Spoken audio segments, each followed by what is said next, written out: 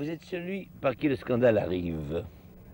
Est-ce que c'est exprès? Est-ce que c'est pour vous un jeu? Non, écoutez, est-ce que vraiment le scandale est arrivé par moi ou on me l'a fait ce scandale, voyez-vous? Ben, vous êtes l'homme scandale du festival. Oui, c'est une situation qu'il faut que vous acceptiez de oui, force. je l'accepte volontiers, mais je ne l'ai pas provoqué. Vraiment, je ne l'ai pas cherché.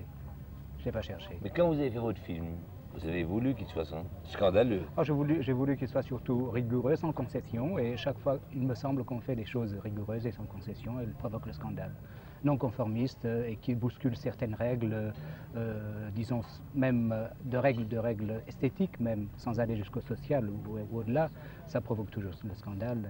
Et dans cette mesure-là, je m'y attendais, mais pas comme ça, quoi, pas dans cette façon. Moi, ma démarche, ce n'est pas de provoquer le scandale ou de provoquer une réaction, ma démarche, c'est de faire des choses pures, des choses artistiquement valables, j'entends, pour ne pas employer les grands mots. Dans ce sens-là, comme donne le prix, bien sûr, ça m'aidera, ça me donnera un certain confort peut-être, ou si on ne me le donne pas, peut-être que ça m'aidera, ça me stimulera pour faire des choses encore plus pures, je n'en sais rien. Qu'appelez-vous pur? Parce que Pur, personne n'a parlé de pureté à propos de votre film, et tout le monde a parlé de violence. Bon. Quel rapport? Oui, moi je crois que ça se tient dans la mesure où on veut faire des choses pures. Pure du point de vue, j'entends esthétique, elle dépasse le conformisme, elle dépasse l'académisme, elle devient violente, elle devient choquante et bien sûr peut-être un peu névotrice aussi.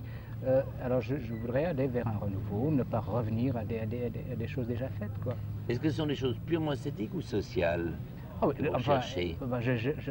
il est dans les abysses, il y a impliqué le social, il y a certains symbolismes, même politiques si on veut, mais tout sincère, tout va de pair pour moi en tout cas. Je ne veux pas faire de l'esthétisme pur ou de la... Pas d'art pour l'art? Non, pas l'art pour l'art, non, absolument Pas du tout. non. Mais dans les abysses, c'est quoi? Qu'est-ce que vous mettez en cause? Il y a une révolte, mais... Il y a une révolte, je vais vous dire, il y a une révolte cinématographique d'abord, parce que l'entreprise est profondément révoltée et révolutionnaire, j'entends, profondément, cinématographiquement parlant. Voilà pour le cinéma. En ce qui concerne maintenant le social, c'est une révolte, et c'est le thème que j'ai voulu traiter dans les abysses, c'est le thème de l'humiliation et de la révolte pris dans son contexte social. Je l'ai donné d'une façon, je vous dis, je voulu nouvelle. Je n'ai pas voulu que le désespoir et l'humiliation des bonnes soient donnés avec une psychologie quotidienne et immédiate. Je n'ai pas fait apparaître les bonnes désespérées, faisant des gestes de désespoir. Non, elles avaient des états d'âme. Au début du film, elles ont des états d'âme, et je voulais donner l'exposition du film à travers les états d'âme qui étaient dans lesquels elles étaient prises. Et je n'ai pas voulu non plus prendre parti d'une façon bête, je veux dire les coupables et les non coupables, les humiliés et les autres. Le film part dans une situation donnée où tout est joué déjà, comme dans les tragédies, tout est joué, les jeux sont faits et le mal est installé. C'est-à-dire que la situation est le mal, c'est que l'argent n'étant pas là, les patrons ont peur de renvoyer les bonnes parce qu'ils ne peuvent pas les payer.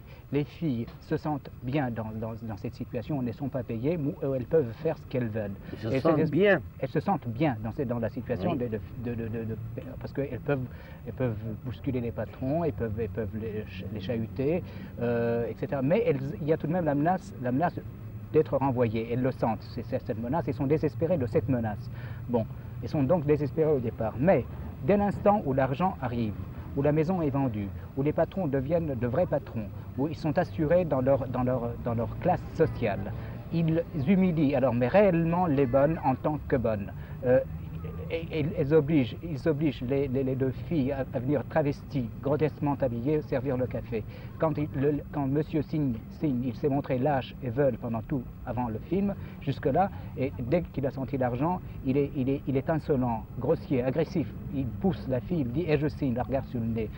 La jeune fille, qui est l'élément moteur, enfin principal de l'affaire, les trahit pour aller vers son mari et les menace de les renvoyer, de les mettre dans un orphelinat, de les séparer, etc. Et c'est là où la vraie humiliation, où elles subissent la véritable humiliation. Et c'est là que les gens, il me semble bizarre tout de même que les gens ne soient pas au fait de cette humiliation et que cette humiliation soit vraiment provoquée par l'arrivée de l'argent et par ce contexte de l'argent. Et l'argent joue dans ce film un élément dramatique formidable.